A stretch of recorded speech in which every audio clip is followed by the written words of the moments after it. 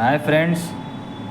तो आज का हमारा टॉपिक है इंटरनल प्लास्टर का क्वांटिटी हम लोग किस तरीके से साइट पर फाइंड आउट करते हैं। तो ये डिमांड था हमारे एक सब्सक्राइबर का, Mudassir Iqbal 306।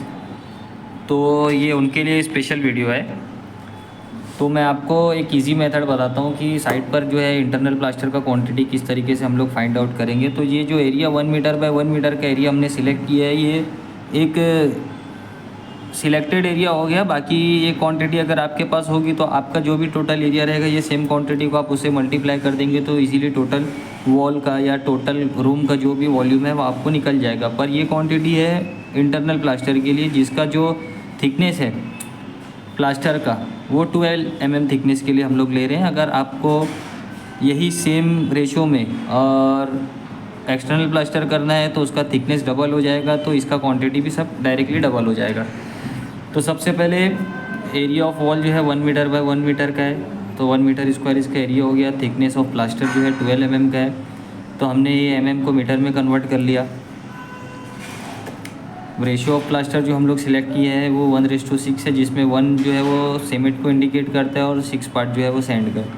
Total volume of wall हमने निकाला है 1, जो हमारा इधर एरिया आया हुआ था, और ये जो उसका थिकनेस था इसको मल्टीप्लाई करने पर 0.012 m³ मीटर क्यूब में हमारा वॉल्यूम आ गया। अभी हमारा वेट वॉल्यूम है, इसको हम ड्राई वॉल्यूम में कन्वर्ट करेंगे, जो होता है टोटल वॉल्यूम का 35%। तो ड्राई वॉल्यूम के लिए जो भी आपका टोटल वॉल्यूम है इसको 1.35 से आप मल्टीप्लाई कर देंगे तो उसका 35% मोर हो जाएगा। तो ये एक्चुअल वॉल्यूम है। अब जो भी टोटल आपका काम होगा वो इस वॉल्यूम के ऊपर होगा। तो अब जो है मेन प्रोसीजर अब यहाँ से शुरू होता है कि ये आपका वॉल्यूम है 1 मीटर बाय 1 मीटर स्क्वायर के एरिया का, जिस पे अगर आप 12 mm थिकनेस का प्लास्टर करते हैं तो आपको सीमेंट कितना kg रिक्वायर्ड होगा उसके लिए। तो 1:6 का अगर आपका रेशियो है तो ये 1 एज इट इज़ रहेगा, और डिवीजन में जो 7 आएगा ये 6 और 1 का एडिशन हो जाएगा।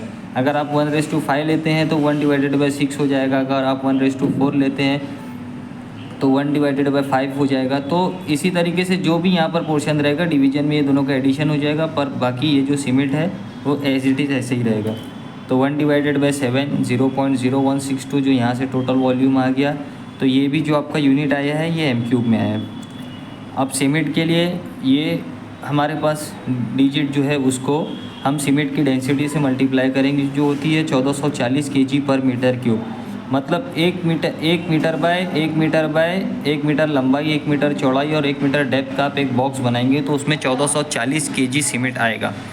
तो 0.023 m³ के लिए कितना सीमेंट आएगा, तो डायरेक्टली हम इसको 1440 से मल्टीप्लाई करेंगे तो आपको यहाँ इंडिकेट कर देगा कि 3.4 kg आपको 1 मीटर बाय 1 मीटर स्क्वायर का एरिया कवर करने के लिए आपको 3.4 kg सीमेंट लगेगा।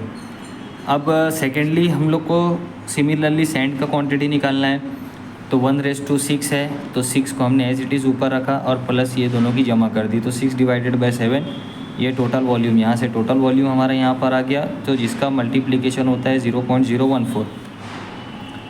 0.014 को हमने same as it is cement की डेंसिटी के से जैसे मल्टीप्लाई किया था हमने सीमेंट में, वैसे ही हमने सैंड की डेंसिटी से मल्टीप्लाई कर दिया, जो 1700 से 1900 के बीच में होती है। तो 1900 kg पर मीटर क्यूब होती है, तो ये 26.6 kg है, तो अप्रॉक्स 27 kg। लेकिन हम लोग सैंड का जो ऑर्डर करते हैं वो या तो अगर आप बैग में ऑर्डर कर रहे हैं तो इसीलिए आप 40 किलो का बैग है तो आप अंदाज़ा लगा के मंगा सकते हैं। लेकिन अगर आपका ब्रैस में आता है तो उसके लिए आप kg नहीं बता सकते। तो आपका ये जो भी वॉल्यूम आया है क्यूबिक मीटर से आप उसको क्यूबिक फीट में कन्वर्ट कर दीजिए, और जितना आपका क्यूबिक फीट आया डिवाइडेड बाय 100 कर दीजिए, तो आपका 0.005 ब्रास आ जाएगा। तो ये क्वांटिटी आपके पास 1 मीटर बाय 1 मीटर स्क्वायर के लिए है। अगर आपको 10 मीटर बाय 10 मीटर के एरिया के लिए निकालना है तो सिमिलरली ये क्वांटिटी को 10 से मल्टीप्लाई कर दीजिए, सीमेंट की क्वांटिटी को 10 से मल्टीप्लाई कर दिए, आपके पास टोटल मटेरियल का कंजम्पशन आ जाएगा। अब बात आती है कि हम लोग इसमें वाटर का कंजम्पशन कितना यूज़ करना है। तो जो भी हमारे पास kg आया है 26 और 3.4 जो भी हमारे पास आया है इसका 20% लेना है। 26 प्लस ये हो गया आपका 3.5, तो ये आपका 26 और 3 29, ये आपका 30 लीटर, 30 का 20% जो भी हो जाएगा उतना लीटर आपको लेना है वाटर। बेसिकली एक 50 किलो के सीमेंट बैग में हम लोग 22 लीटर पानी यूज़ करते हैं, चाहे कोई भी पर्पज़ के लिए यूज़ करें, उससे ज़्यादा यूज़ नहीं करना चाहिए हमें, क्योंकि वो सीमेंट की स्ट्रेंथ पे अफेक्ट करता है काफ़ी। इसलिए एक 50 किलो के बैग में हम 22 लीटर पानी यूज़ करते हैं। तो अभी आपको लग रहा है 3.4 kg, तो 22 लीटर को 3.4 से डिवाइड कर दीजिए तो आपको पता चलेगा कि कितना आ रहा है, या तो इसको 50 को 3.4 से मल्टीप्लाई डिवीज़न कर दीजिए तो आपको पता चल जाएगा कि कितना लीटर पानी आपको यूज़ करना है। अब एक जैसे अभी आजकल हम लोगों को साइड पर ये मोटार मिक्सिंग का तो काफ़ी रेयर केस में दिखने लगा है, प्लास्टर का मटेरियल जो मिक्स होता है। मोस्टली रेडी प्लास का जो रेडीमेड बैग आता है, काफ़ी अच्छी अच्छी कंपनियां से आ गई हैं अपनी मार्केट में। तो रेडी प्लास का बैग होता है जो 40 किलो का होता है, वही यूज़ होता है साइड पे। तो उसमें हम लोगों को कितना स्क्वायर फीट एरिया कवर होता है एक 40 किलो के बैग में, तो वो मैं आपको बता देता हूँ कि उसमें हम लोगों का 12 स्क्वायर फीट एरिया कवर होता है 12 mm थिकनेस के लिए। अब आप यही सेम चीज़ अगर एक्सटर्नल के लिए करने के लिए जाएंगे तो आपका 6 से 7 स्क्वायर फीट एरिया कवर होगा, क्योंकि अगर थिकनेस डबल हो रही है तो एरिया उसका हाफ़ हो जाएगा। तो मुदस्सिर इकबाल की आई होप आपको ये वीडियो से काफ़ी हेल्प मिलेगी आपकी साइट पर प्लास्टर की क्वांटिटी निकालने के लिए। और ये 1 मीटर बाय 1 मीटर स्क्वायर का एरिया का क्वांटिटी आप अगर नोट करके कहीं रखते हैं तो आपको आगे भी कोई भी एरिया रहने दो, 10 मीटर बाय 10 मीटर स्क्वायर रहने दीजिए, 20 मीटर 25 मीटर बाय 25 मीटर का, आपकी क्वांटिटी इजीली साइट पर फाइंड आउट हो जाएगी। आपको टोटल हर बार इतना होमवर्क करने की ज़रूरत नहीं रहेगी।